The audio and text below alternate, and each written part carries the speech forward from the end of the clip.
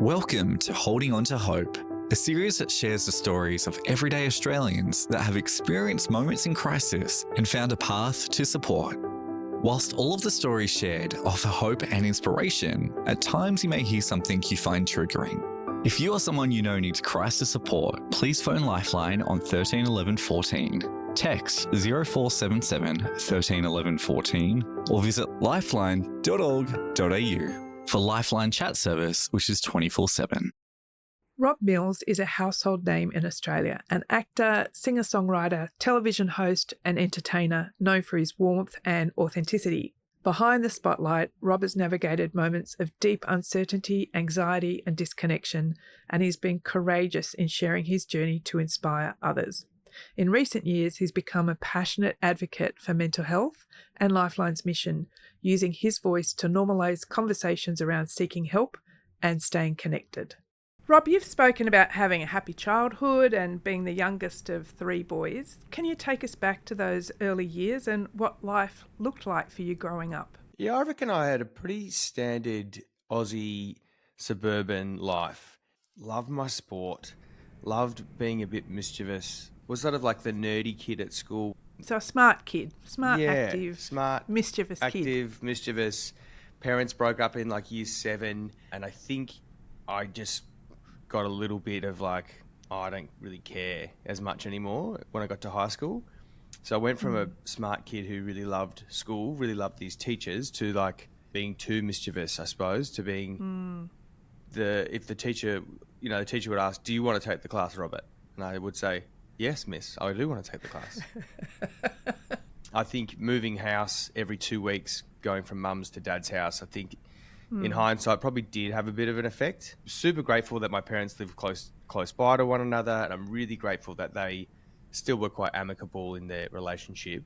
But yeah, I jumped out of Brentwood Secondary College. They didn't have a music program, so I wanted to pursue a bit of music and change schools, which I think was one of the best things I could have done. Year 11 and 12 were at Box Hill Senior Secondary, and that's where you sort of, I don't know, you really have to get to know yourself, and you have to get to know all these different people. A couple of years later, I got myself into a band when I was about 18, and was singing in pubs every weekend and singing in footy clubs and cricket clubs around Melbourne.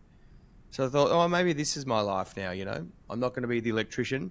I'll just be a singer. I'll just sing in pub bands, and that's fine. And random other jobs like mowing the lawn and changing the signs at the airport. That was kind of a random job.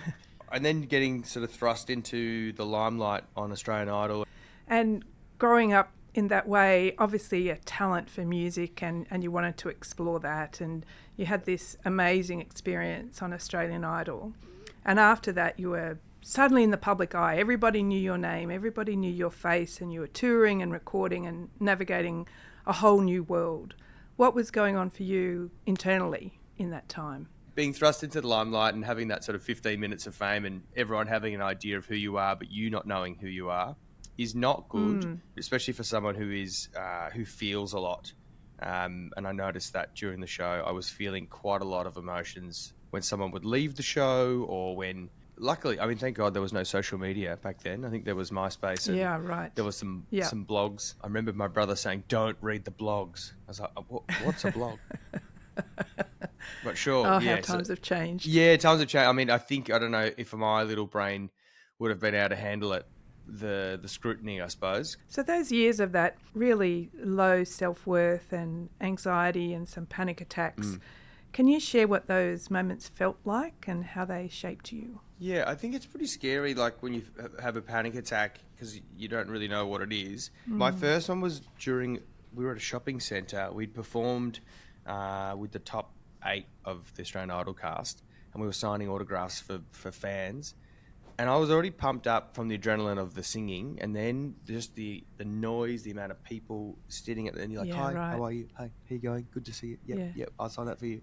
So this was just a lot of energy coming in my way. I remember getting up off the table. I said, I think I also had a Red Bull as well, because we were tired. We'd been performing and, didn't know what was happening in my body, but I was like, I just needed to take a moment and have a breath. I had one once before at the pub, when I was singing many years before that, kind of like a feeling of like, my heart feels like it's bursting out of its chest.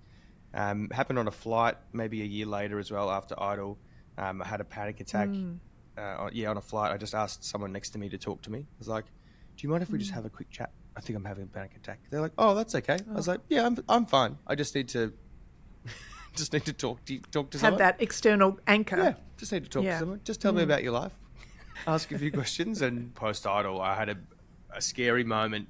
Another one of those sort of panic attacks with lots of people sort of ganging up on me, just wanting to get photos and grabbing me and pulling like my top and at my hair and like getting me in a headlock. And yeah, to the point where I just ran and jumped in someone random's car and they drove me back to the hotel. And my friend asked me if I was okay. I was like, yeah, I'm fine. And then I went up to the hotel room and noticed that the balcony door was open. And in that split second, I had that thought of like, you could just end it now. It was a really fleeting thought, but it was terrifying. So terrifying. I remember running to the door and slamming it shut and just having a moment of just a couple of deep breaths and called my brother. And I didn't tell him what had happened, but I just told him that, I'd had a good night, great day at the Indy car races. And yeah, it was good. Heaps of drinks and yeah, it was heaps of fun. And just did not tell him until years, maybe a year or so later. Even to this day, I did a gig there earlier this year and at the hotel, which I hadn't been back into since I was 21. So there's like 22 years had passed. And I called my partner. I just broke down in tears. I was like, oh my God, this is the hotel. This is the place. I thought about, like ending my life. I was like, what a life I've had since then. So I still get emotional thinking about it now, but like, yeah, like what a decision I made on that night was like, as I said, I think it was a fleeting moment, but I'm so proud of the life that I've had since then because of that clarity or that like, oh no, you've got more to give. There's something more. You're just not knowing who you are, what you want right now. That's okay. The first time you called your brother and didn't talk about what was going on for you, the second time you called your partner and you were able to talk through what that had triggered for you. Can you talk a little bit more about what that moment taught you about the power of connection and speaking up about what's going on? I think I was scared. I think a lot of the time when I think back to that kid, scared to share it because I didn't want to feel sad. I didn't want to feel sad myself. For a lot of blokes that don't want to share their deepest, darkest, or even just their random, casual, crazy thoughts because they don't want to burden other people. Everyone's got their own stuff going on. They feel some sort of shame or guilt around how they're feeling anyway, but they don't want to burden other people. A problem shared is a problem halved. I think it's just it's super important. Like, oh, I've got that off my chest. Actually, it's not so bad. Great. Yeah, okay. So just a thought. Yep, it's just a thought. I know you've had a career setback and a record deal ended and you're overseas and grieving for that. What was that period like? I had this moment. I was at a bar with my mum and I remember this guy started yelling at me for just being there. Like, what the fuck are you doing here, Millsy? When no one wants you here. I was like, mate, I'm just having dinner with my mother. Like, would you just mind your language? Or he's like, he just went off. I think it was at that moment I was like, I don't really want to be here. I don't really want to be in Australia. So I went overseas and did that, obligatory kind of backpacking trip that I think a lot of people in their 20s do. The soul searching, find yourself, go and find your own weirdos and, find people that are like-minded, I suppose. And I really loved it. I cried a lot on that trip. And I'm so glad I did that trip. It was awesome. It was amazing. Met all these great people who I met at face value. They didn't know me for the guy from Idol. They just met me as Rob, the guy from Australia. Musicals became something that you shifted your thinking on. Do you want to talk a little bit more about that? So when I was overseas in 2006, I saw shows like Avenue Q. I saw We Will Rock You. I saw Wicked. And I realised, oh my God, musicals aren't just Stephen Sondheim and Rodgers and Hammerstein. They're actually really cool pop rock stuff that I was like, contemporary stuff. I was like, I could sing that. And I saw Adam Garcia and Helen Dallimore, some Aussies, on stage over there. And I was like, okay, I can't dance as well as Adam, but I could sing that. I could play Fiero and Wicked. I remember calling my manager and vowed to like be a part of the show. I was like, okay, it's going to come to Australia at some stage. Like what do I have to do? Like I'm going to come home and I'm going to take acting lessons, singing lessons, dance lessons, and I'll work my ass off. So I did. I came home and worked my absolute butt off in the lead up to this Wicked audition. When the auditions came around, I did 4 auditions over 3 months, and I got the gig. I'll never forget February the 2nd. My manager came over with a bottle of champagne. I just bought a very small apartment, and well, the bank bought it, and one day I was going to pay it back. And she goes, "Congratulations on the house, and you booked Wicked." So February 2nd for me will always be like this great day. Like it's Wicked changed my life. Like it got me into musical theatre. It got me into like a community and family and purpose. It was kind of like, I think for me it was like, because I loved playing sport for so many years. I played footy and cricket and baseball, and it's like you're in a footy team, like you're in a sporting team, like you're just a small cog in a very big machine. Whatever role, like you're only as important as the lighting person who's lighting you. Without the sound person, like no one can hear you. Without the props, there's no props on stage. Without the stage hands, there's no sets moving. Like you are all just a Yeah. very small cog in a very big machine. I loved it. I was like, oh, I'm part of a team. I was like, it's not just me. I think that's what I love most about musical theatre is like you're in a team. And also at the end of every show, you win. You win every game. Like they clap at the end of every show. So it's not like your team can win or lose. Like it's bloody great. I can see your face light up, even talking about the hard work of the lessons. Like it's just like, I found it. I found my purpose. I found where I want to be. It just seems to have filled you up. Yeah, I think it did fill my cup. I think, yeah, that's why purpose is so important for people. I think find the thing that you love, and whether it is your job or whether it's a hobby, like find the thing that makes you that you love. Like my partner did this. We did this a couple of years ago. We wrote an anti-list. An anti-list is a really good way of looking at how we wanted to spend the rest of the year. She's like, well, I don't want to live in an apartment that's dark. I don't want to have to walk too far to work. I don't want to have to. So it was like all the things I don't want, and then all of a sudden you have a more clear understanding of what you do want. So sometimes it's hard for people to find out what they do want, but like, all right, well, what are the things you don't want? Everyone knows what they hate. It just makes it clearer for you to work out what you do want. I think for me, the purpose was being in a team environment, and also getting to perform, and I think storytelling. Most recently, I was on stage. I was listening to my friend Amy doing a beautiful monologue about us breaking up on stage. I was playing William Shakespeare. She was playing my wife. And my head was like, hey, mate, why are you doing this? I was coming down off these steroids, which I didn't realize had a depressant side effect. And as I said, I've done so much work on myself over the last 10 years or so, regular psych appointments. I know what the voices are. And I was like, oh, this one's not mine. I don't know who that is. Because my life is great. I'm in this great show. I've got a great partner. I've got good friends, good support. I don't know who that is talking to me right now. That's a different voice. It was a bit scary because I was like, it's pretty weird. So I was on my scooter and my Vespa on the way home, and I called my partner, and I just cried on the phone to her. I was like, that was a really scary moment at work tonight.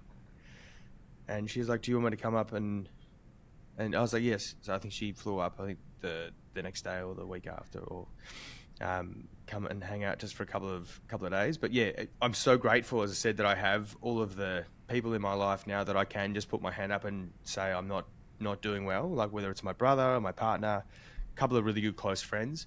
I think that's one of the reasons why I like Lifeline, or like helping out with charities, for mental health charities, is like, well, you need to see it to be it. We need to see a few more people put their hand up and say that they're struggling. I mean, Are You OK Day is all about asking people if they're okay. A lot of people don't want to share that information. I think the first step is creating that safe environment, or making sure that you feel comfortable having those conversations. But even if it's for people who can just go, yeah, I'm actually not doing great. You're such a strong advocate for mental health. Your book, Working with Lifeline. So sharing your story, it's a deeply personal thing. What kind of impact have you seen on others that's helped you in your own journey as well? I got some really good feedback from people on the street. I got a really lovely email from someone who was worked on an oil rig, a young guy in his mid-20s. He was like, Millsy, I just read your book, and I just want to say thank you so much for...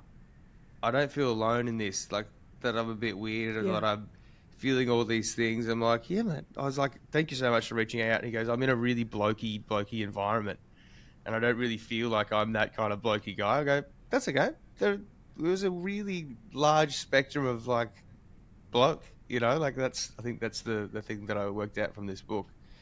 So that kind of feedback's been great. I think just the conversations that I'm having with a lot of men, a lot of women since writing the book and learning more about how I feel about sharing things and vulnerability, and how I think that vulnerability is the place that actually is when we share our own vulnerability, is actually when we share our strength. That's actually the moments that we connect best with other people. I think the walks that I've been on with friends and even strangers on some sort of like charity walks have been really good as well, really eye-opening. People sharing their stuff, just because you're on a walk, you feel much more comfortable. There's like, for some reason, the walls are down a bit, and you're out and you're just like, sharing some stuff. I think it's really, really important. We hope you're enjoying this episode. Lifeline's new support toolkit makes it easier to care for family, friends, and loved ones, and look after yourself along the way. Visit us at toolkit.lifeline.org.au. Now, back to the episode. You've also talked about purpose, that's really important to you, and you use exercise and singing, of course, journaling, self-reflection as part of your own self-care. What do they give you, those practices? I think the journaling in between sessions with the psych is has been really helpful for me. As someone who's hated any kind of self-reflection, that's why I forced myself to do the psych sessions, because I'm like, if I don't do it myself, I've got to force myself to do it, because I know that it works. Same with exercise. Like, no one wants to exercise. Like, let's be honest. Like, it's hard. Like, nobody wants to go for a run. No one wants to get up at 7 or 6 in the morning to go to the gym. But it's... I can't think of anyone who actually likes getting up and doing it. But the benefits from it, having your heart rate up for 20 minutes, half an hour, or just gaining some muscle strength so that later in life that you don't fall over and break your leg or break a hip, or like planning all that stuff for the future. But yeah, exercise is so important. Getting sleep. Like, just getting at least 6 to 8 hours. If you can get 10, oh my God. I don't know who's getting 10, but like, sleep is so important. Like, rest, sleep, water, bushwalk with friends, calling a friend, going for a walk, like having a hug, having a high five at the very least. As much sort of like eye to eye connection is super important. Finding your purpose, you were saying before, I think that's really important for anyone, is finding that thing that you really love doing, and that can be a hobby, so that even at work you're like, all right, well, this is just work, this is just going to pay the bills. But then having that thing outside of work, that is like, well, this is the thing that floats my boat, and I'm luckily for me, I actually get to do the thing that I love, and that's my job. So I'm super blessed and forever grateful that I actually get to make money from doing something that I love. But yeah, I think finding something, your purpose, whether it is for work, helping others. Oh, helping others is also another really good way to make yourself feel better. Like giving your time, money, or helping someone else out, being altruistic is a really good way of actually selfishly, that it actually makes you feel better. It has that effect, doesn't it, of giving you something back? Yeah, you feel like you're helping out. And there's different ways. There's many ways in which you can help other people. But like they say in the airplane, make sure you put your oxygen mask on first before helping others. Here's a little tidbit for all those listening. This works for me as far as my mental health and my the strengthening of my relationship with Georgie. We started dating, sober dating. So I'd finish the play late at night. She'd start work very early in the morning. So 10 a.m. or 10:30 in the morning, I'd pick her up from work, and we'd just go for a walk with a coffee. And that was our dating. Our courting was basically walking through the botanical gardens in Melbourne. And I loved it. I'd never had that experience. And we've continued that theme or that sort of trend of walking. Sometimes we might sit in the house and not talk to each other. And then as soon as we put the shoes on and go for a walk, she will not stop. Bada, bada, bada, bada. And then this happened, and then this happened. And then I'm like, yeah, this happened. Okay, cool. Like it's a really good way. There's something about when you're walking outside in nature, your eyes are darting left to right. And for some reason, that is a stream. It helps with your stream of consciousness. You're also walking side by side. You don't feel the judgment from other people's eyeballs on you, which I think is really important. I think you probably guys know that from Lifeline as well. Like the people feel less inhibitions when they're talking to someone on the phone because they don't feel the eyeballs on them. But there's something about that walking next to each other. Even this morning, we went to the gym this morning, then we went for a walk after. We're just learning new things about one another still to this day. So, and also like it's a great way to plan for the week. On those walks, like, oh, I've been thinking about this. Oh, okay, I didn't know you were thinking about that. Okay, what can we do to, And at the same time, it doesn't have to be fixing things. It can just be like, it could be airing grievances as well. It could be airing grievances. It's a safe space. It's a safe space on the walk. It's a safe space. Finally, for someone listening who might be out there now feeling lost and disconnected as you once did and sometimes might still, what message of hope do you want to share with them? Put your phone down. If you're feeling bad, look at what you're doing in your life at the moment. What are the things that are making you feel bad? I guarantee you one of them is scrolling on TikTok or Instagram, or in the moment it will make you feel good because it's giving you a dopamine hit. It's like eating sugar. It's like eating a chocolate bar. Like you're just constantly eating a chocolate bar over and over again. But over time, you're like, oh my God, I'm so fat. How did I get so fat? You're just eating chocolate bars. Like that's what you're doing to your brain. And I'm guilty of this. I'm not saying that I'm super guilty of it. I have to put time limits on my phone because you get sucked into it. You're like, this is very entertaining. Very entertaining. Oh, it's also it's very funny. Very entertaining.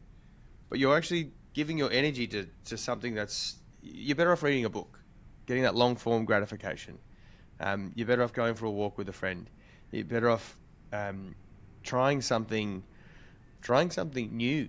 Failing at something, trying and sucking at something is also really, really good. Like, get embarrassed. Go and try something you've never done before that you've always been putting off to do, whether it's painting or writing or something creative, or even if it's just like going to a restaurant or going to somewhere new in a new area. Like, I just try something new. I think that's a really good way of getting outside of your own comfort zone. But I think there is hope, because I think humanity will prevail. I saw this study where 90% of the population on the planet want the same things, whether it's shelter, food, community, and obviously in our capitalist society we need money to survive as well. But those 4-5 things, that's all you need, and that's what everybody wants. So I like to think that the world is a very positive place that also wants to help each other. I know that Australia gives more money to charity than most other countries in the world. I think we're incredibly giving. I think there's definitely a lot of hope in the world. But I think if you put your phone down and smile at the person that's walking when you're on a walk, say good morning, it's like there's just those little things are a really good way of keeping the mood up. But yeah, trying new things and failing, I think, is really important. Failing and realizing, I suck at it for now, but I'll get better. And like life, it's going to be a bit shit for a while. I think that's also the other thing, is knowing that there is a ebb and flow of life. There's no way that it all just keeps going up and up and everything is great all the time. I think if anything, that movie Inside Out, that Pixar Disney movie, taught us the importance of sadness. We need sadness. Sadness is really important. We need to grieve. We need to feel sad. We need to feel, but then it's joy that gets us out, or it's the other emotions that we have that we have them all. We have to have them all. Well, Rob, I really want to thank you for giving up your time today, talking with Lifeline, sharing your story. It's really important that we hear from people from all walks of life, because mental health is something that affects people from all walks of life. So thank you so much for your time today and your advocacy for mental health. It's just fantastic. No worries. Thank you so much for having me. And if anyone ever feels like they're in doubt, just give them a call. Give them a call. Thanks for listening to Holding On to Hope, the podcast. Lifeline is grateful to all Holding On to Hope participants for choosing to share their personal lived experiences openly and courageously in order to offer hope and inspiration to others. Your act of kindness makes for a better world. And remember, you can call Lifeline at any time on 13 11 14.